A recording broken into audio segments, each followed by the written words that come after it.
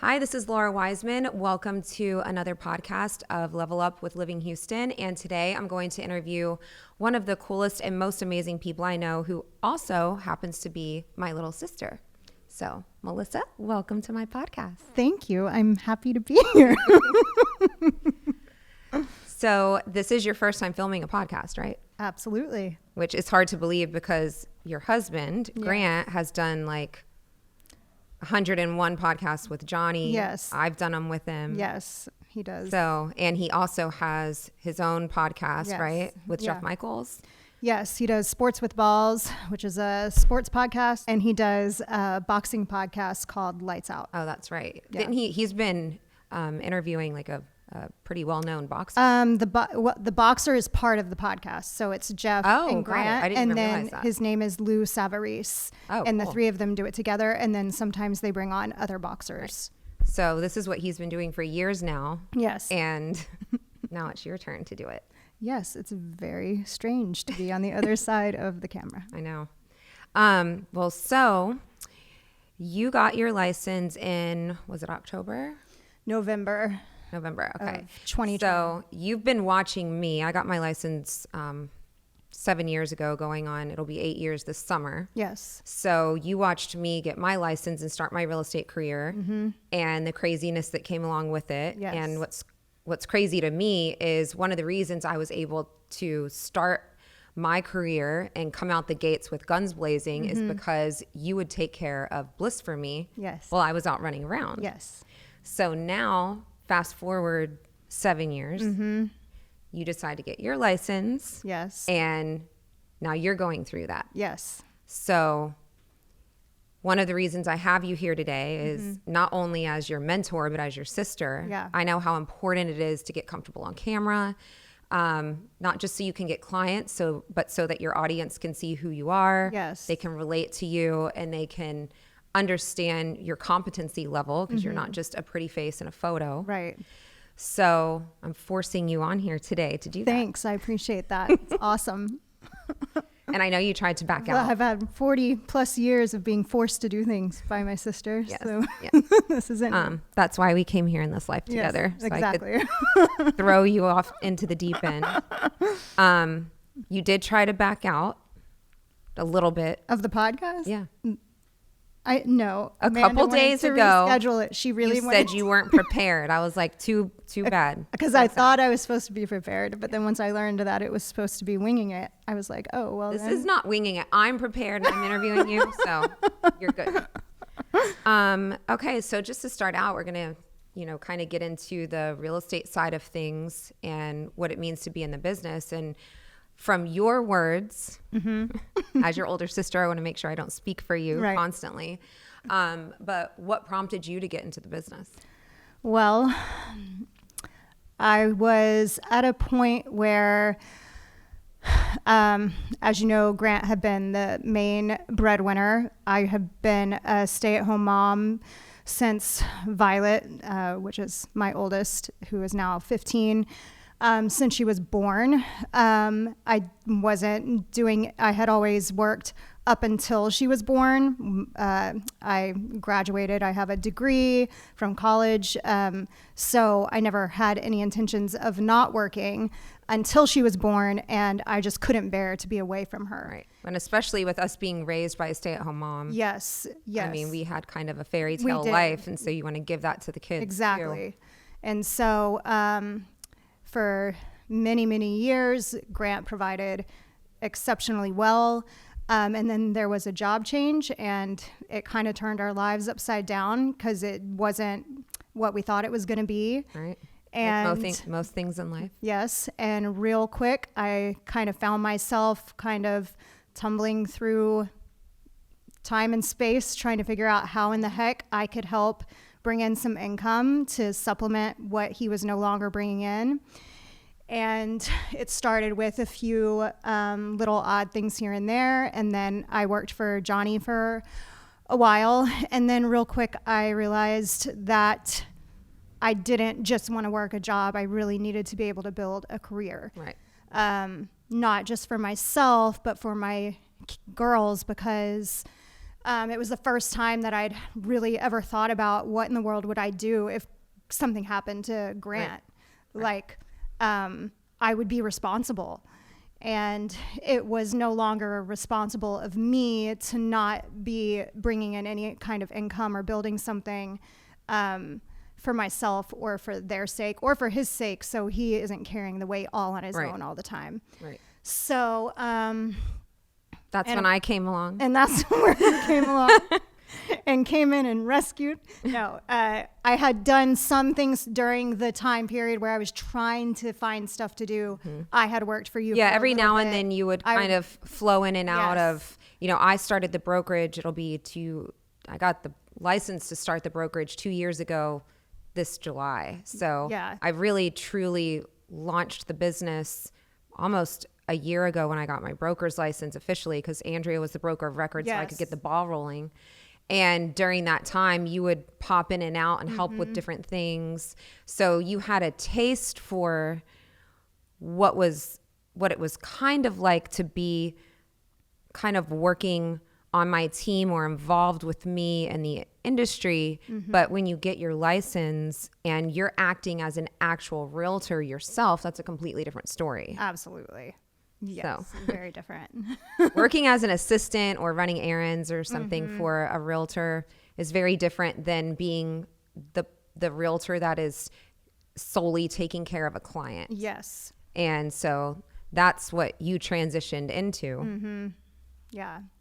So. And another reason that I chose it is I really needed something that was flexible enough that I could still tend to the kids, because they are not old enough yet to just be off on their own. Right. Not until they have the license even. So, and so I needed something that was flexible as well as something that I felt like I could really enjoy or grow to love.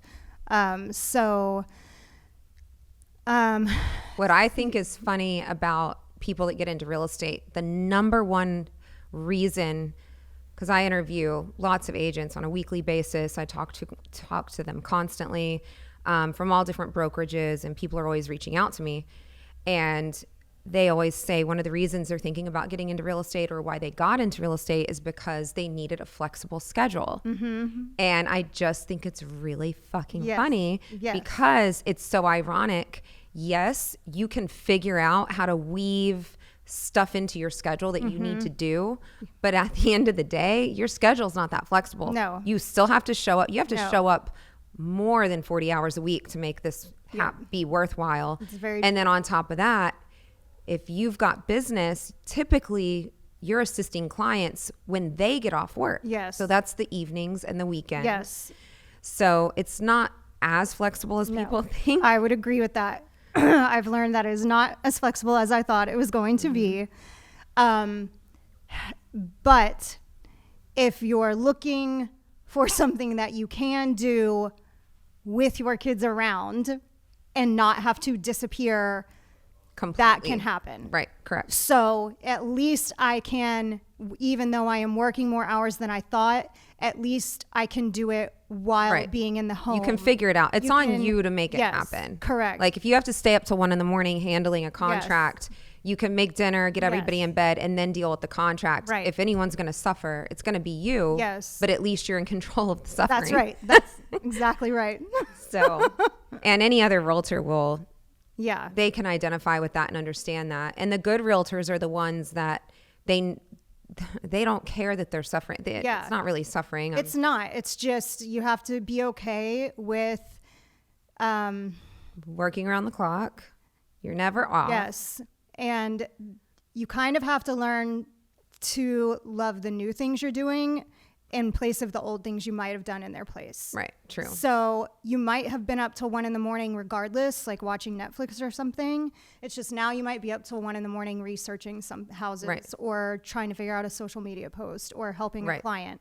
So you just have to kind of learn to love something new instead of being mad about something you might have lost. Yeah, that's a very interesting and positive take on what it's like, which one of the questions I was going to get into with you is what it was like transitioning from being a stay-at-home mom, homeschooling your kids, because you were also doing that. Yes. You've done that from day one. Yeah.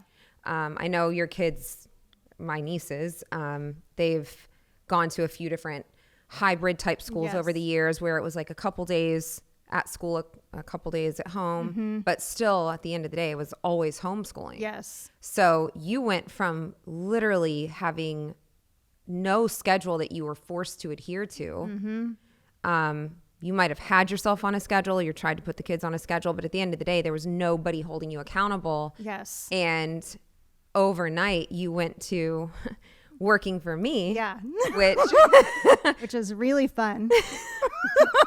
she's not being sarcastic.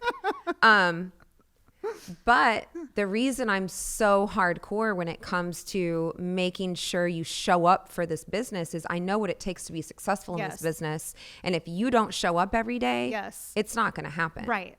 And the people that say they're showing up, but they're working from home, they can try to convince themselves that checking email is working. Yes. But checking email is not generating leads. No. So there's just so many moving parts to being in real estate, and you have to mentally clock in to be able to tackle all of those things every day. Yeah. And for most people, including myself, I'm pretty hardcore. If I'm at home, it's very difficult to mentally clock in and actually make headway because there's so many interruptions, whether it's pets or kids or whatever it is. I don't care how well behaved your kids are. Yeah. It's a beast. Yeah. There's just things going on. Yeah. It definitely was a transition that I was not prepared for, I would say. What was it like? I'm going to say this because we were raised by the same mother. Yes. She's Hi, Mom. Let me just say, amazing Yes, mom. phenomenal. Literally like the mom in a fairy tale. All of those things. But time management was not her forte. No, it wasn't. We grew up being late everywhere we went. Yes. I remember we would be driving somewhere. Let's say we needed to be there at 10 o'clock. Yes. And I would be, as the oldest child, I'm in the front seat sweating bullets because I'm embarrassed we're going to walk in late. Yeah. I don't like that we're rushing. Yes. All those things. And I would look at Mom and say, we're late. Right.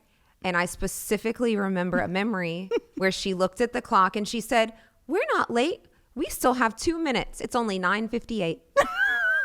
And we were at least 7 minutes away. Right. That doesn't include parking, walking in, finding your seat. Yes. But that was the mentality that we grew up with. Yes. And when I got into the professional world, it was excruciating having to figure out how to get somewhere on time. Yes.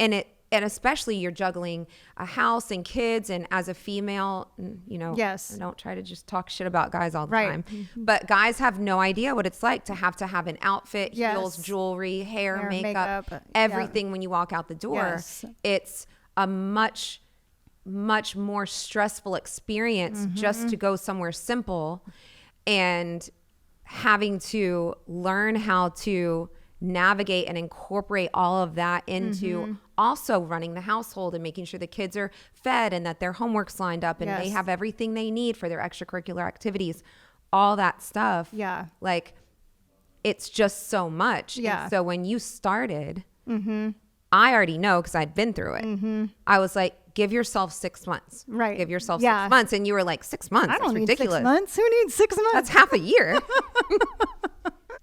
I would say the hardest thing was I really love being at home. I'm a Cancer. I love being at home. I love being with my kids. I love everything about it. Okay. I like to cook. I love to clean.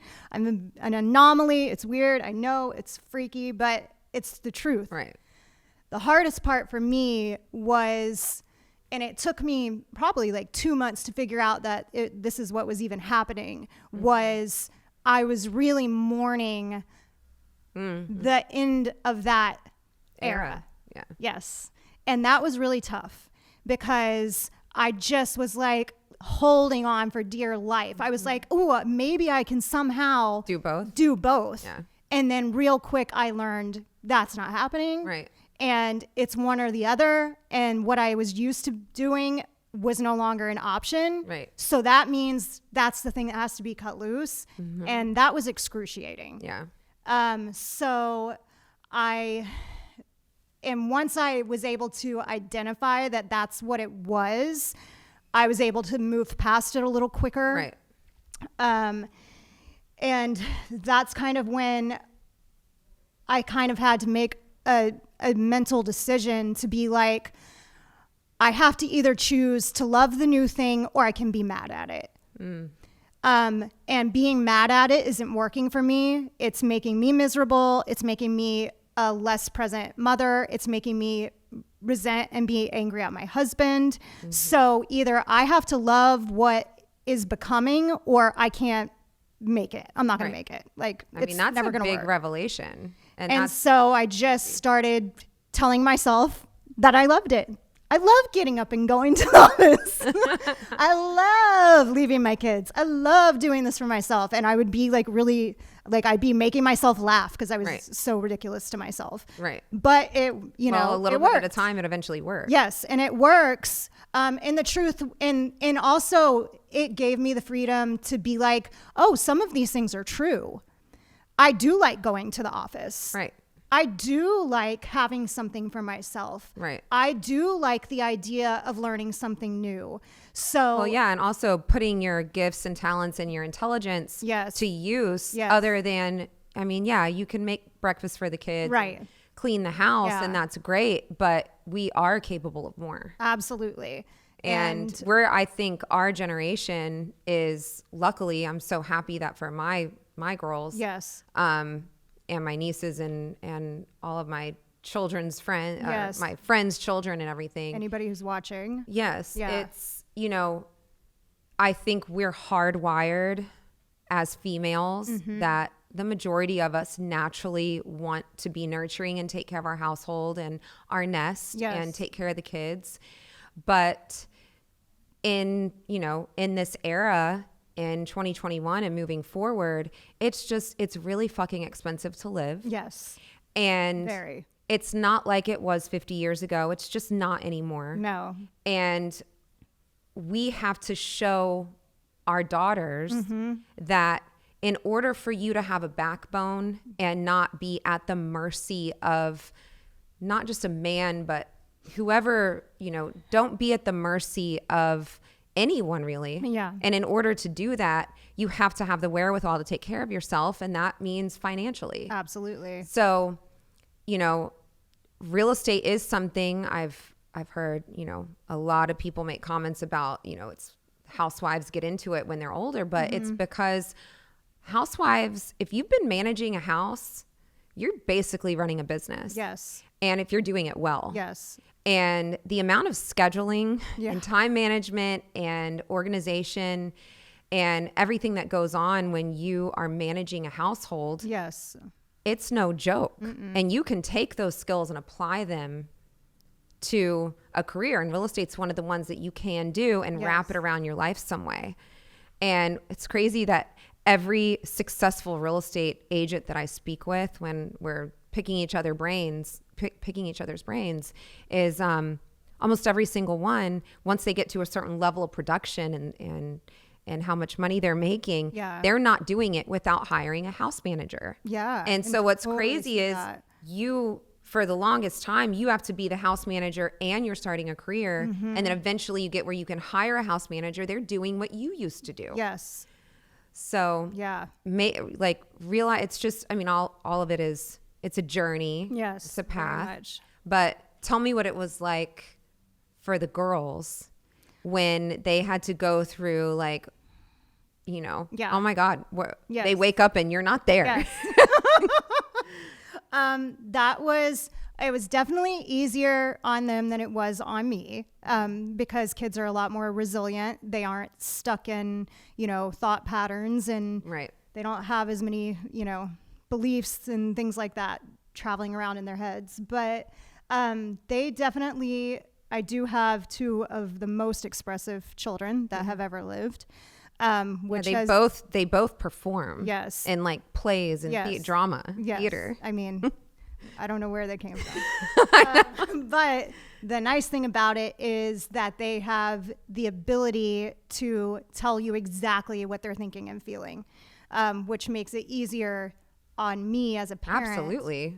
Because communication is everything. I'm not wondering, oh, is it hurting them? Is it whatever? You know, I could just ask them, or I didn't even have to ask sometimes. Sometimes Violet specifically would come to me and be like, I feel like I haven't seen you at all. Can you sit down and spend some time with me? You know, they understood because I don't talk to them like they're babies. I talk to them like they're capable of understanding what's going on. And I explained why it was happening. Look, it's not my choice. I'm not leaving. I'm not abandoning. Right. This is something, it's not just for me, it's also for you. They're supportive though. Like absolutely. They didn't even bat an eye. They were like, Mommy, whatever you need, we'll take care of it. And they have. I mean, they have taken care of the house. They've both been spectacular with their schoolwork. And they've been very, they are my biggest cheerleaders. If I say, ooh, in the beginning, I'd be like, I'm going to show a house. And they'd be like, woo, go Mom, you know?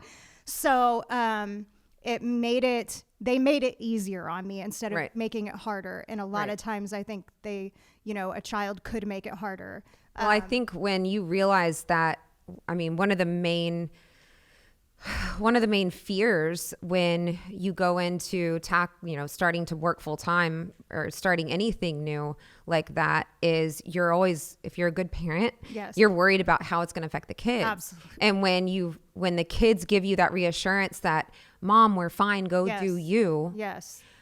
It helps like a lot of the outer shell to kind of crack and fall away. Mm-hmm. And then you're able to go out there without feeling guilty and do what you need to do. Because if you're at work for 8 hours at the office or you're out with a client and the whole time you have a layer of guilt there, it makes it impossible to do your job well. So, I mean, it's also amazing to have a supportive partner. Yes. You know, when your husband or significant other is like, I got the kids, go do what you got to do. Don't worry about it. I'll make sure they're fed. We're going to go have fun, go work. Right. It's something that you have to acclimate to. Yeah. But with that being said, tell me what it was like coming on. So I'm the oldest and I'm very much like when you look at birth order descriptions, I very much fall into the oldest child. The definition of an oldest child. You're the middle. Yes. We have a baby sister out in LA that is doing all kinds of fabulous things. Yes. But you've always watched me be the one in charge. Yes. And you've experienced me being in charge when it comes to our family and events and all that kind of stuff. Mm-hmm. But you've never had to work for me. Nope, I haven't. So what was that like coming in and being like, whoa, I'm seeing. Yes. I mean, also I'm a Gemini, so I very much have my playful side. Yes. And then I have my work side. Yes. Yes. So what was that like coming into the office and being like, whoa, this is what's going on when she says she's working? Yes. Well, it was new because obviously it was adding a new like facet or dynamic to our relationships that we hadn't experienced before. And I think more so for you than for me. Probably. I was completely unfazed. Yeah, probably. Yes, for me. I'm very much like, to my detriment, a very deep thinker. I spend a lot of time thinking about overthinking things. And so, yes, for sure on my end. But it was a new experience. And I would say the number one thing and probably the thing that took me the longest to learn is to not take things personal. Like when you were trying to make me better or trying to teach me something. Giving correction, to not take it personal or feel like I was being attacked because I wasn't doing something right. Oh, right. I would. Yeah, and part of that comes from not having been in the professional environment for so long. Yes. And then getting thrown into it. Absolutely. And then getting thrown to the wolves because you're working for me and I'm such a perfectionist. Yes. And I have such a high level of expectation for my staff or employees. Also because you're a reflection of me when you're out there dealing with clients. Right. And so I'm like, this is the level I operate from. Yeah. And you've got to get on board. Yes. And it's a level that I operate from. I just move slower through things than you do. I'm a lot more careful, and that's not necessarily a good thing. A lot of the time it ends up keeping me back a little because I want to make sure that I'm making all this, taking all the proper, instead of just being like, just freaking do it. Like, I'm like, oh, hold on. Have we thought this through? And so, and you're like, and I'm like, wait a second. And you're like, too late. Bye. Like today. As I free fall down the side of the cliff.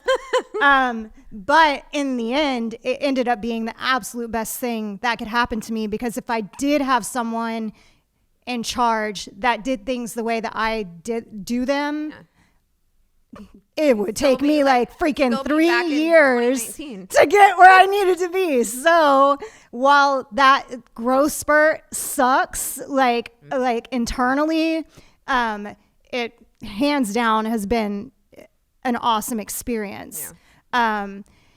And it has allowed me to move through things a little quicker than I would have on my own. Absolutely.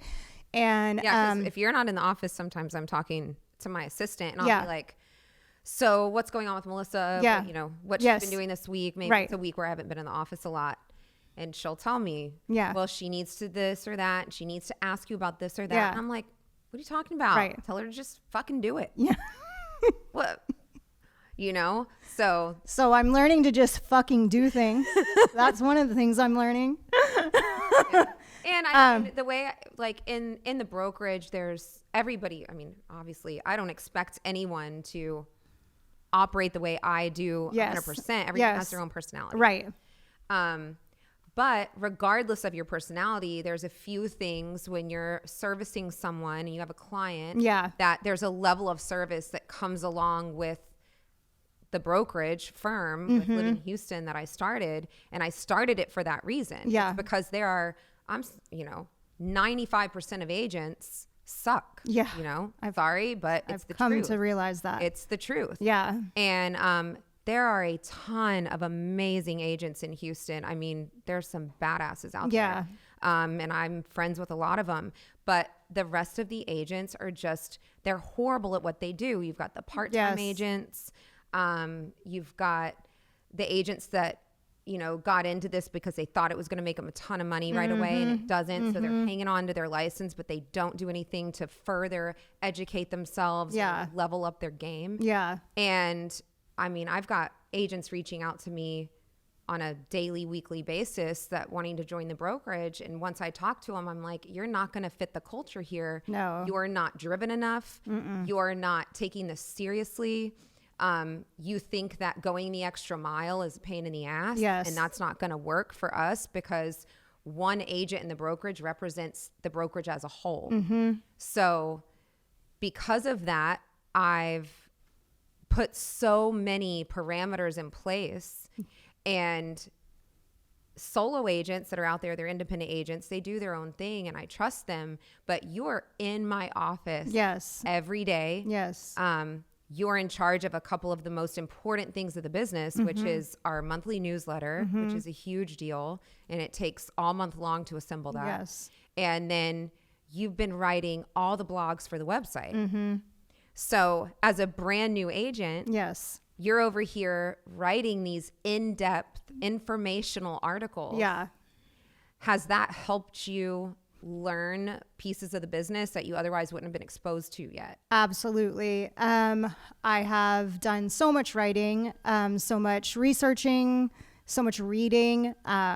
This past year, like books are my life.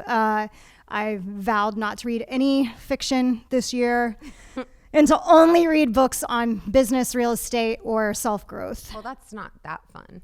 Well, it is when you're trying to because the problem is if I let the fiction come in, I will always pick it up first. So it has to not be an option. I have a stack this high of books on the bedside table. Same. Yes. The majority of them are motivational or real estate related. And so I've really tried to, one of the things that was hardest for me, to be honest, is I'm really, really smart. I'm intelligent. I went to school for a long time. So I wasn't prepared to feel so dumb because I didn't know anything about, like, when you think you know something about real estate, you don't. Let me tell you something. You don't know anything until you are thrown in there, and then you're like, whoa, whoa, whoa, whoa, whoa. Right. And I really wasn't prepared to feel like I was stupid.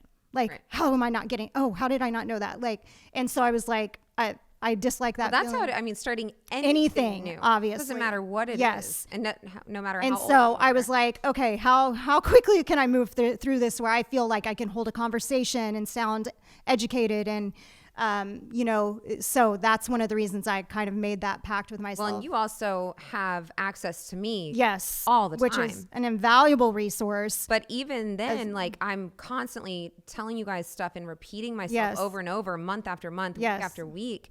And it doesn't stick until you go through it yourself. That's right. Yeah. That's why I'm always like, listen, I can sit here. You guys can stay safe in this little bubble. And I'm teaching you every single day. But y'all got to get the hell out there and start doing stuff yourself. Because until you apply what I've been teaching you and couple it with what you're learning on your own, that's why I always tell y'all, like as the mentor and the teacher and everything, I feel like I've done my job right when you guys come back and teach me something. Yeah. And I tell you, go take classes, come back, and I want you to teach me too. Yeah. And that's the synergy that you need when you have a team or a staff, a small staff like we have. You need that. Yeah. So what do you think are some of the biggest misconceptions about getting into real estate? That probably that the client comes to you, you'll suddenly have people pop up and they'll be like, hey, can you sell my house? Or whatever it is, that doesn't exist. Right. That it's easy, like you said, that it's flexible, that you can do it just whenever you feel like it on your own time. No. And probably the other would be that, that it would just, come naturally. Like everything would just be at your fingertips. One of the things I notice is people take their classes and then they think instantly they know everything and they can just start. Yes. No, you can't. That's not an option. Which is one of the reasons when I started the brokerage, which this is like all these comprehensive lists that I compiled over the years. Yeah. For whether you're representing a buyer, a seller, or someone that needs to lease or a landlord, I've got these like 15-page checklists. Yes. That starting from day one, every single little itemized thing that you can freaking think of. And they're amazing. Yes. And I didn't really honestly know how amazing until I had to walk through a transaction with it. Like I've looked at it for, years. I've seen the checklist and I'm like, oh, that's cool. But until I've had to actually start checking things and put it to use, I'm like, this should be like locked in a safe, because it's absolutely invaluable. Yeah. Yeah. Because every single day, whether you have one client or you have 10, every day you get up, there is something that has to be done. Yes. For that property or that client or even a customer, just people that you're working with, following up with, that they haven't actually become clients yet. And I don't care who you are, how smart or intelligent you are, you can have the highest IQ out there.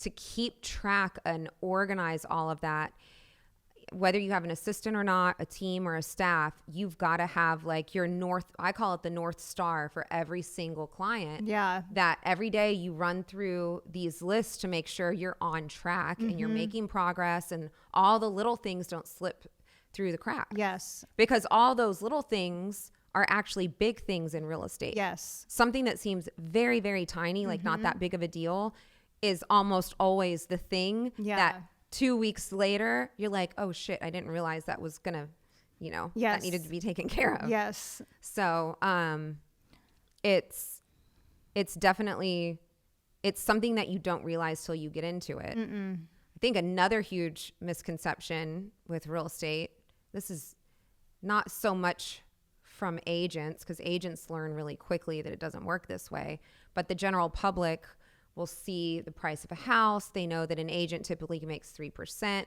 They do the math. They get out their calculator. They're like, oh, a $500,000 house, 3% of that. Wow, damn, this agent's making a lot of money. Yes. It doesn't work like that. No. The agent doesn't get the entire commission. No. There's tons of different companies and people and parties involved in the transaction, and that money is being split up a million different ways. Yes. So if you have a good agent and they're working their tail off for you, it's not for that full 3%. Yes. Part goes to the broker, part goes Yes. to transaction fees, part goes to marketing, videographers, photos, just the overhead of keeping a property listed and the showing service. I mean, I could go on and on and on and on Yeah. and on. And it's not as easy as it looks, and you don't make as much money as you think you're going to make No. until you have the experience under your belt to scale the business where it really does, where you're truly, after taxes and everything, you're actually profiting a decent amount. Correct. But just like with any job, you have to come in on ground level. And you don't know what you don't know. I say that all the time. No. You really don't. You don't.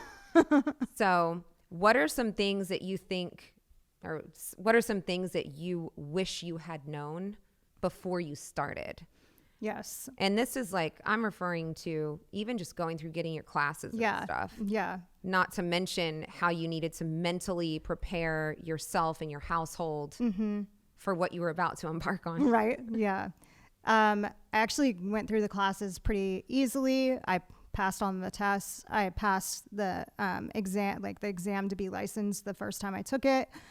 That all was pretty easy. And I've said to you multiple times, there needs to be a school once you get through all of that. Because once you get everyone is under the assumption that once you take your classes yes, and get the license, that now you you're know ready. everything you're going to need to know. You don't even know the tip of the iceberg once you get that license. I mean, I've said to you, I don't even know how many times, like, how do people who don't have a mentor or aren't working for a good broker that they have access to, that they can ask questions, how in the world did they figure out what they're supposed to be doing?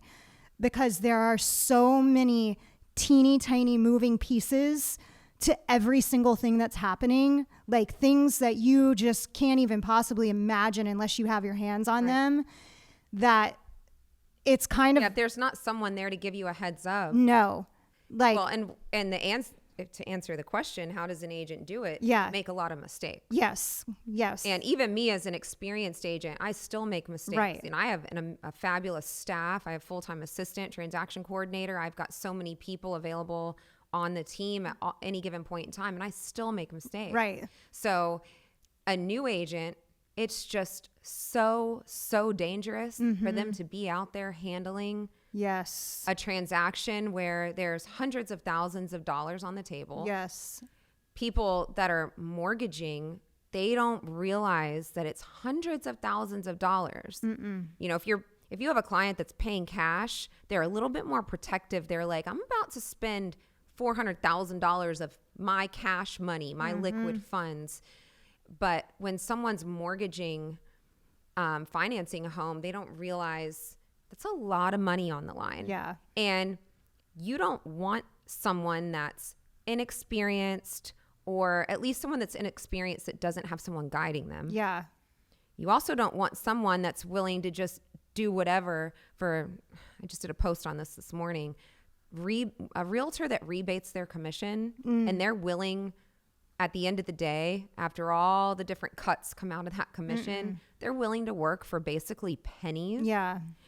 You don't want that realtor representing you. No. Because they don't value themselves or their job enough to say, hey, I'm worth more than this. Right.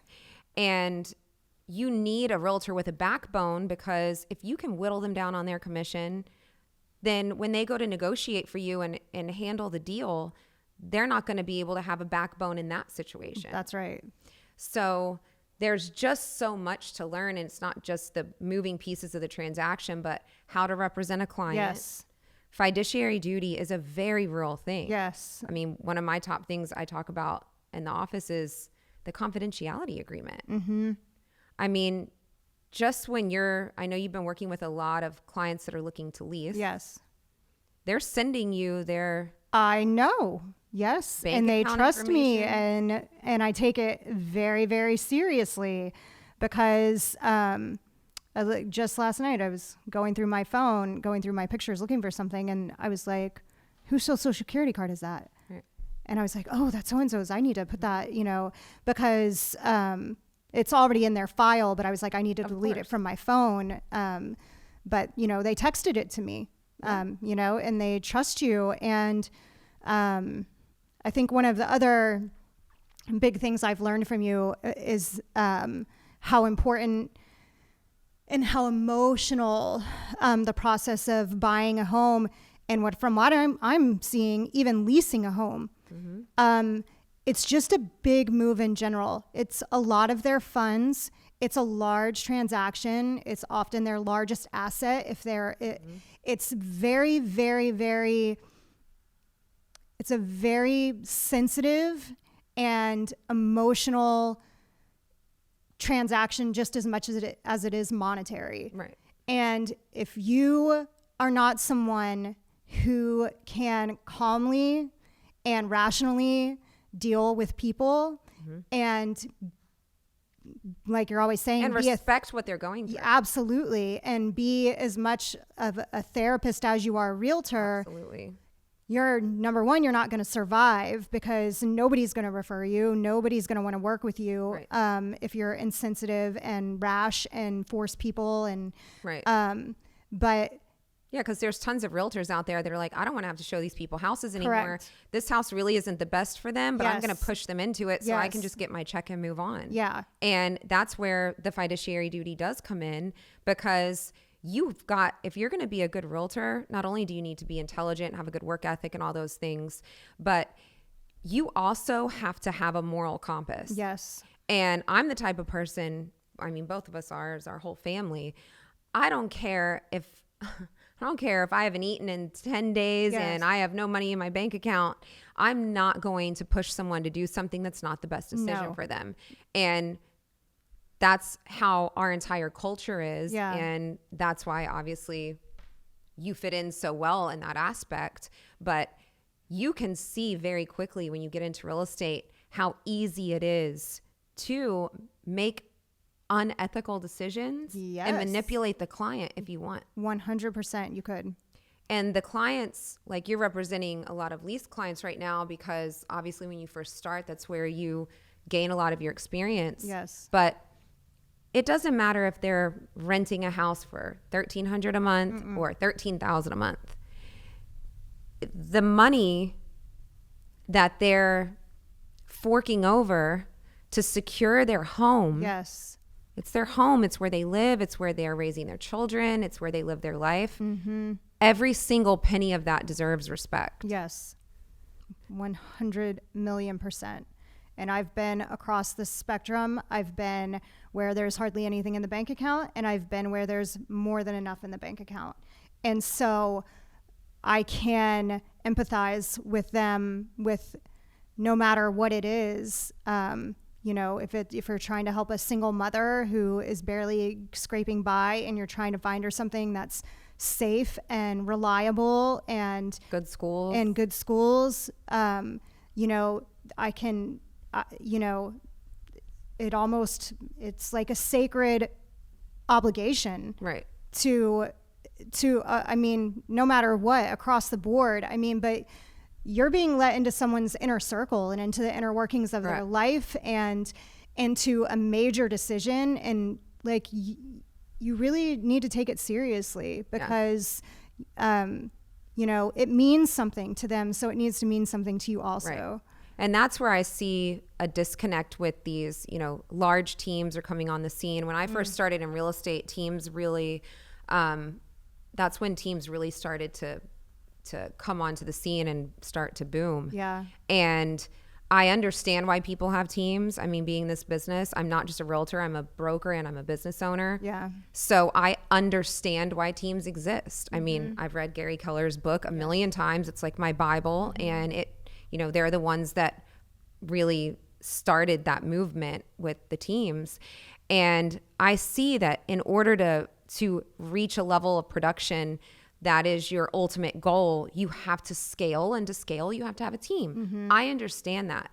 However, when you get these huge teams, it's physically impossible to have your hands on every single deal and every single agent and know what they're doing at every moment of every day. Yes. It's impossible. Right.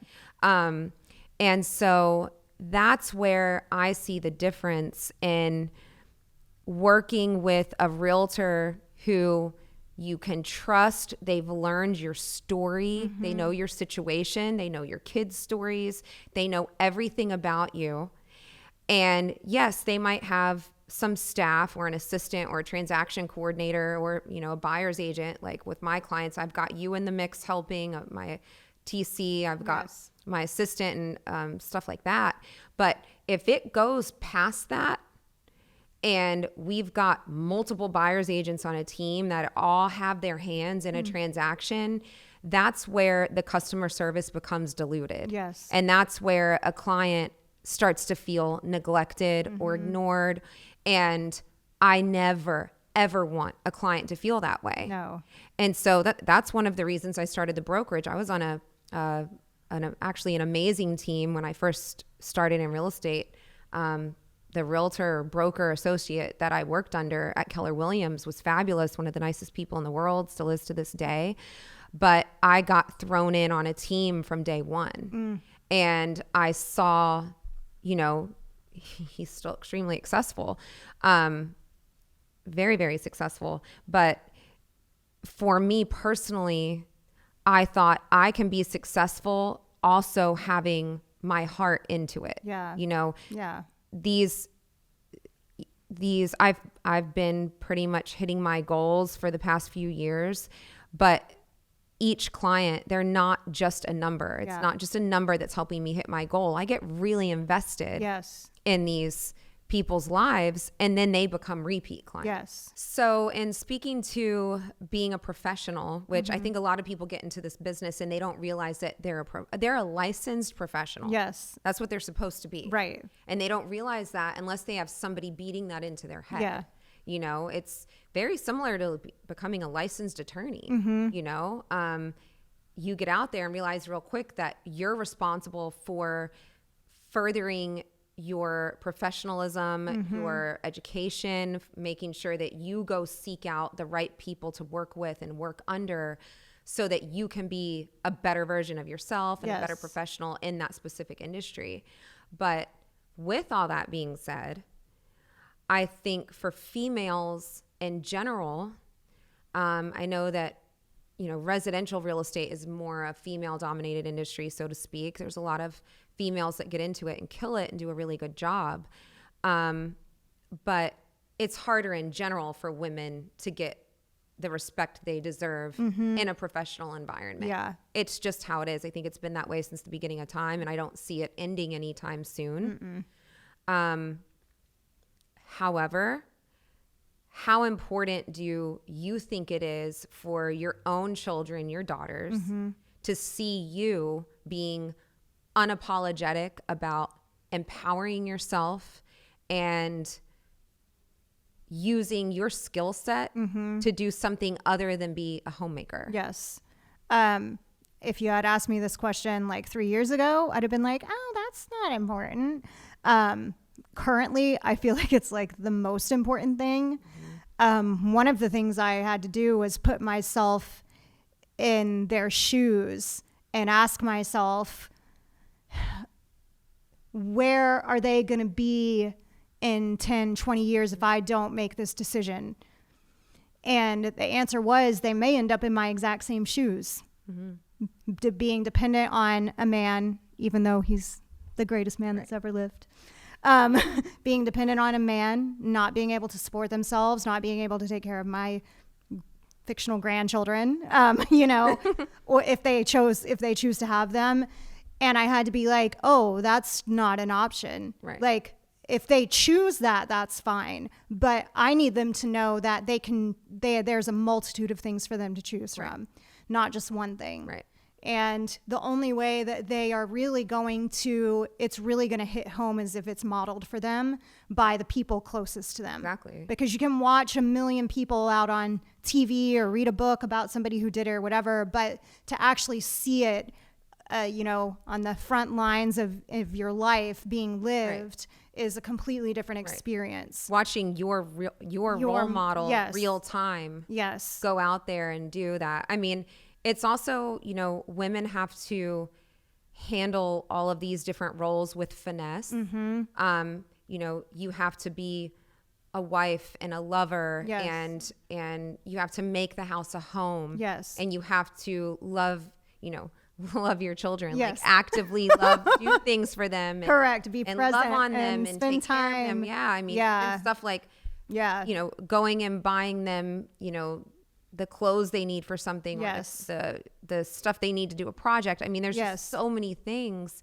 And then you have to turn around over here and figure out how you're going to make money to make the environment so that they feel secure. Correct. And also lead the way so that, like you're saying, when they make their choices, they know that they can do anything they freaking want. That's right. I mean, no offense to my parents. Yeah. It's really nothing against my parents, but the era we were born into, I mean, really, I think anybody that was born in the 70s,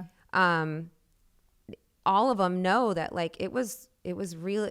Like, when I was in high school, I never heard the term "the future is female." No. I mean, if I had heard that, I probably would have I would have already been to the moon and back 15 times. So the kids are seeing this everywhere, and I love it. It's everywhere on social media. You've got celebrities and their kids and everything really pushing this. And it's not so much about being a feminist, because I'm not a feminist. Right. I very much love being with my husband, and I want my man to be able to take care of me. Yeah. But at the end of the day, it's okay for a woman to have the financial wherewithal to support herself and her family. Yes. For a multitude of reasons. And I have a lot of women that have this outlook, or need to be told that this outlook is okay. Yeah. That come onto my path. Yeah. I mean, you see them, they come through my office constantly. Yes. They sit in the chair across from my desk, and we have this conversation, and most of them end up in tears because they've waited their entire lives for someone to say, you're more than, doing laundry. Yes.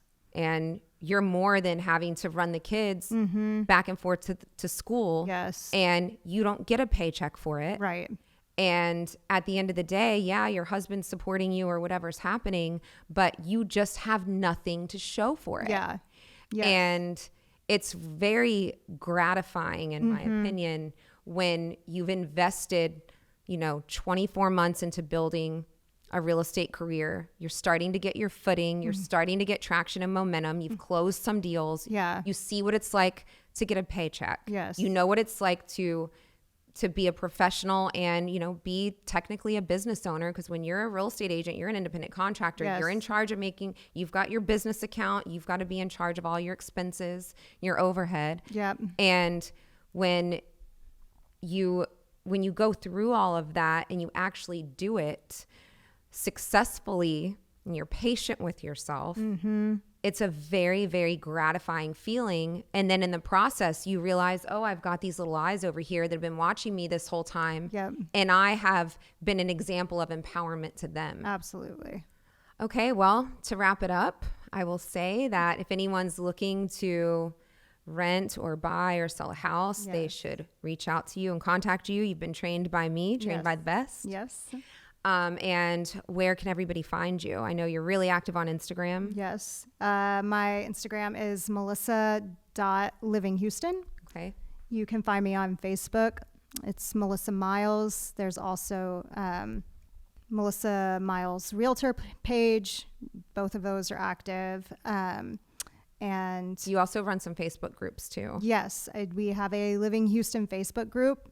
Come join it. It's a lot of fun. We give a lot of goings on around the city, things to do, places to go, things to eat, but also we throw in new construction deals that are exclusive to the group and houses that have recently hit the market that are really fabulous. So amazing. Definitely come check it out.